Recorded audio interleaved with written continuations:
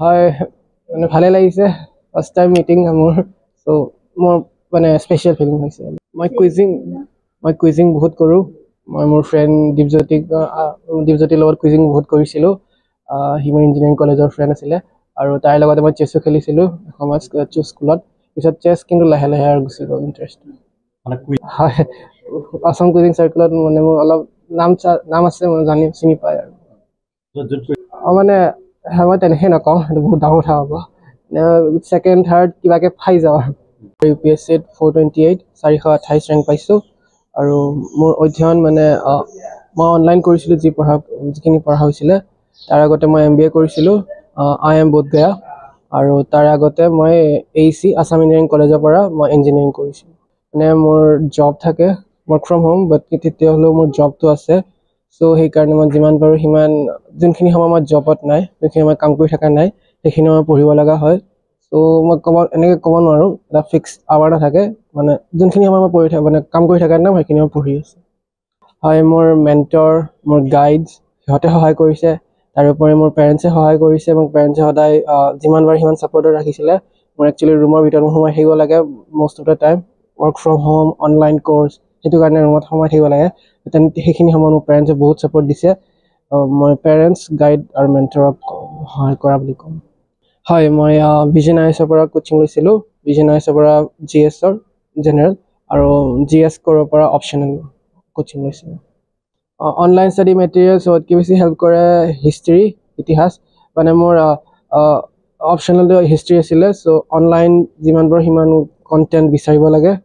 online সেইবিলাক হিষ্ট্ৰীত মই কম help কৰিছিলোঁ মই চেঞ্জ হৈ আছিলে মোৰ পাব্লিক ছাৰ্ভিচত আমাৰ ইণ্টাৰেষ্ট আছিলে সৰুতে স্কুল টাইমত পিছত মই লাগিল যে মই অভিযন্ত হ'ম কিন্তু পিছত লাগিল যে প্ৰশাসনিক বিষয়ত বেছি হেৰি আছে তাৰ মাজত মই ভাবিলোঁ যে MBA কৰি লওঁ বিকজ MBAটো বহুত এক্সপ'জাৰ পায় মই জবো পালোঁ MBA পিছত চ' তাৰে পিছত মই পাব্লিক ছাৰ্ভিচত আহিলোঁ ভালেই লাগিছে সি কষ্ট কৰিছে ফলটো আহিছে কষ্টৰ ফল পাইছে তাৰ নিৰ্দিষ্ট কোনো সময়সীমা নাছিল পঢ়া শুনাত আৰু যেতিয়াই টাইম পাইছিল যেনেকৈ কৈছে যেতিয়াই টাইম পাইছিল তেতিয়াই সি পঢ়িছিল আৰু টেবুলতে গোটেইখিনি সি কৰিছিল জব আৰু পঢ়া শুনা গোটেইখিনি টেবুলতে হৈছিল আৰু মই এষাৰেই ক'ম যে এইটো সফলতাৰ প্ৰথম এটেম্পটো সি পাইছে এইটো কিন্তু এদিনৰ পঢ়া নহয় গোটেই লাইফ লং পঢ়া একদম 3.5 বছৰ বয়সত যেতিয়া স্কুলত দিছোঁ তেতিয়াৰ পৰা সি স্পেলিং যেতিয়াৰ পৰা কৰিছে স্পেলিঙৰ পৰাই নিউজ পেপাৰ পঢ়িছে বা পঢ়াৰ তাৰ নিজৰ ইণ্টাৰেষ্টো আছে আৰু পঢ়িছে আৰু আমিও তেনেকৈ হেৰি কৰিছোঁ আজি তাৰ ফল এইবেলি UPSCৰ পৰা ঘোষিত যিটো ফলাফল অসমৰ পৰা স্থান পোৱা দ্বিতীয়গৰাকী আমাৰ হ'ল ধৃতিৰাজ মিশ্ৰ আমি তেওঁৰ ঘৰলৈ আহি তেওঁৰ এই সফলতাত আমি অসমবাসীয়ে গৌৰৱ অনুভৱ কৰিছোঁ আৰু তাৰ বাবে তেখেতক আন্তৰিক অভিনন্দন আৰু শুভেচ্ছা জ্ঞাপন কৰিছোঁ ভৱিষ্যতৰ দিনত যাতে তেওঁ UPSCৰ এগৰাকী ভাল বিষয়া হয় ভাৰতীয় লোকসেৱাৰ এগৰাকী ভাল বিষয়া হৈ দেশৰ সেৱা কৰিব পাৰে জাতিৰ সেৱা কৰিব তাৰ কাৰণে তেওঁক আন্তৰিক অভিনন্দন আৰু শুভেচ্ছা জনাইছোঁ আৰু